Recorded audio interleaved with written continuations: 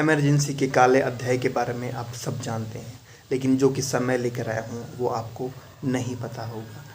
आपको पता है कि रायबरेली से चुनाव लड़ती थी इंदिरा गांधी। इंदिरा गांधी वहाँ से चुनाव जीत गई। सामने थे राजनारायण। राजनारायण चुनाव हार जाते हैं, लेकिन राजनारायण चुनाव हारने के बाद कोर्ट में चले जाते हैं और कहते हैं कि चुनाव में सरकारी मशीनरी का दुरुपयोग किया गया है। इलाहाबाद कोर्ट का फैसला आता है और इंदिरा गांधी को अयोग्य घोषित कर दिया जाता है। साथ में कहा जाता है कि आप पीएम बनी रह सकती हैं, लेकिन आपको चुनाव दोबारा से लड़ना पड़ेगा।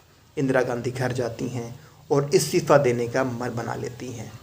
संजय गांधी उनके बेटे उन्हें इस्तीफ़ा देने से मना करते हैं, क्योंकि उनको पता था सत्ता कोई गारंटी नहीं है कि जिसको बनाया जाएगा वो उनके इशारे पे काम कर पाएगा या नहीं करेगा।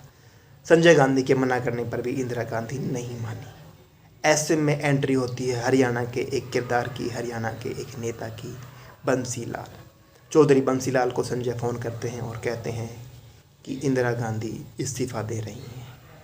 बंसीलाल कहते हैं 1 घंटा किसी तरह से उन्हें बातों में लगाए रखो, मैं पहुंच रहा हूं।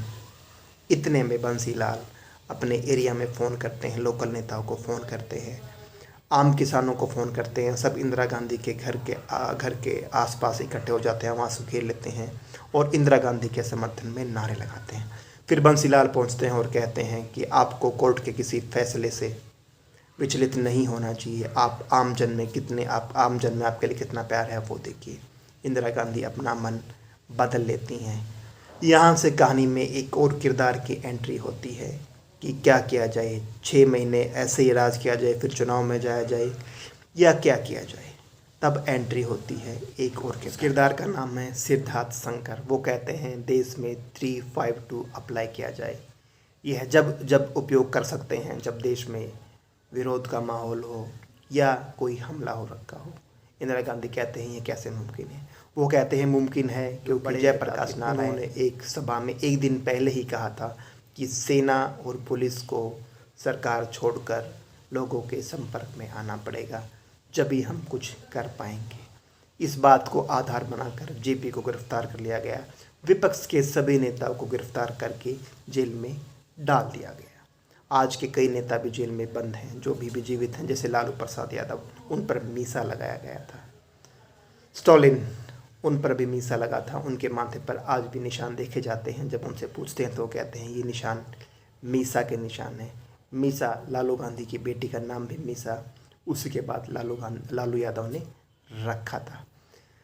तो मैंने आपको बताया कैसे सिद्धार्थ की एंट्री होती है कहानी में और आपातकाल देश में लागू कर दिया जाता है। विपक्ष के सभी बड़े नेताओं को उठा लिया जाता है और इंदिरा गांधी के जीवन का काला अध्याय यहाँ से शुरू होता है। कहानी यहाँ पे ख़त्म नहीं होती, कहानी यहाँ से शुरू होती है। जी हाँ, कैबिनेट को बुलाया गया और कहा गया कि हमने इमरजेंसी लगा दी है और बाहर न्यूज़ में ये जाना चाहिए कि मंत्रिमंडल की मांग पर हमें इमरजेंसी लगानी पड़ी है। सभी ने वैसा ही किया, लेकिन उसमें सूचना प्रसारण मंत्री थे इंद्र गुजराल ने कहा कि मैं प्रेस की स्वतंत्रता को बाधित नहीं करूंगा, मेरे मंत्री रहते मैं ऐसा नहीं करूंगा। फिर एंट्री होती है उसी किरदार की, जी हाँ, हरियाणा से बंसीलाल से संजय की फ़ोन पर बात होती है। बंसीलाल कहते हैं कि इन्हें बाहर कर दिया जाए। वैसा ही हुआ, इंद्र कुमार गुजराल को बाहर कर दिया गया और नया सूचना प्रसारण मंत्री बनाया गया, जो इनके इशारे पे काम करता था। प्रेस की स्वतंत्रता छीन ली गई। कुछ भी खिलाफ छापने पर प्रेस को जब्त कर लिया जाता और काले अध्याय के काले कारनामे यहाँ से बढ़ते चले गए। और कहानी मैं आपको अगले एपिसोड में ज़रूर बताऊँगा।